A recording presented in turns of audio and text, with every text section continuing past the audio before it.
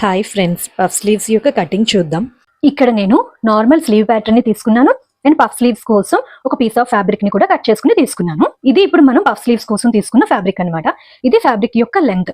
Fabric యొక్క length మనం ఎంత పెట్టుకోవాలి? 8 ఇంచెస్ కదా. ఇక్కడ నేను ఫ్యాబ్రిక్ యొక్క లెంత్ అనేది 8 ఇంచెస్ తీసుకున్నాను. పఫ్ స్లీవ్స్ కోసం ఫ్యాబ్రిక్ యొక్క విత్ అనేది మనం 24 ఇంచెస్ తీసుకోవాలి అని చెప్పాను కదా. ఇక్కడ నుంచి నేను 24 ఇంచెస్ తీసుకున్నాను ఫ్యాబ్రిక్ యొక్క విత్ అనేది. ఇప్పుడు ఈ ఫ్యాబ్రిక్ ని మనం సెంటర్ లో ఫోల్డ్ చేసుకుని పెట్టుకోవాలి.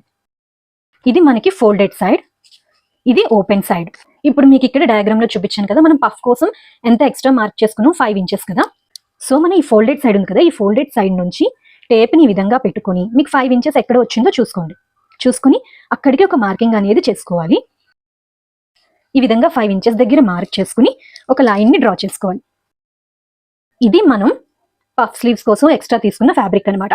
సో దానికి ఇక్కడ ఒక లైన్ ని డ్రా చేసుకున్నాను. ఇప్పుడు మనం ఈ నార్మల్ స్లీవ్ ఉంది కదా, ఈ నార్మల్ స్లీవ్ ని తీసుకొని ఇక్కడ పఫ్ స్లీవ్స్ కోసం ఈ 5 ఇంచెస్ మార్క్ చేసుకున్నాం కదా, ఆ లైన్ కి ఇవతల వైపు పెట్టుకోవాలి.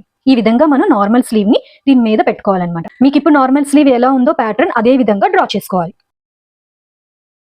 ఈ విధంగా మనం నార్మల్ స్లీవ్ ని డ్రా చేసుకున్న తర్వాత ఇప్పుడు మనం ఇక్కడ పఫ్ స్లీవ్స్ కోసం చిన్న చేంజ్ చేయాలి కదా. అదేంటి?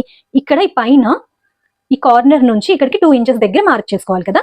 మనం టేప్ ని ఈ విధంగా పెట్టుకొని ఇక్కడ నుంచి ఈ కార్నర్ కి 2 ఇంచెస్ దగ్గర మార్క్ చేసుకోవాలి. ఈ విధంగా 2 ఇంచెస్ దగ్గర మార్క్ చేసుకున్న తర్వాత ఇప్పుడు మనం ఈ మార్కింగ్ నుంచి ఇక్కడ నార్మల్ స్లీవ్ మార్కింగ్ ఉంది కదా, ఇక్కడికి కలుపుతూ కర్వ్ షేప్ ని డ్రా చేసుకోవాలి. ఇలా కొంచెం కొంచెం, ఒకేసారి కాకుండా ఇలా కొంచెం కొంచెం షేప్ ని ఇస్తూ ఇలా డ్రా చేసుకోవాలి అంతే. ఈ విధంగా మనం ఈ పాయింట్ నుంచి ఇంకా నార్మల్ స్లీవ్ ప్యాటర్న్ పాయింట్ ఉంది కదా, ఇక్కడికి కలుపుతూ ఒక చిన్న కర్వ్ షేప్ ని డ్రా చేసుకున్న తర్వాత ఇప్పుడు మనం కట్ చేసుకోవాలి. ఈ విధంగా కట్ చేసుకున్న తర్వాత మనం ఇప్పుడు ఇక్కడ నార్మల్ స్లీవ్ ప్యాటర్న్ దగ్గర ఒక చిన్న కట్ అనేది పెట్టుకోవాలి.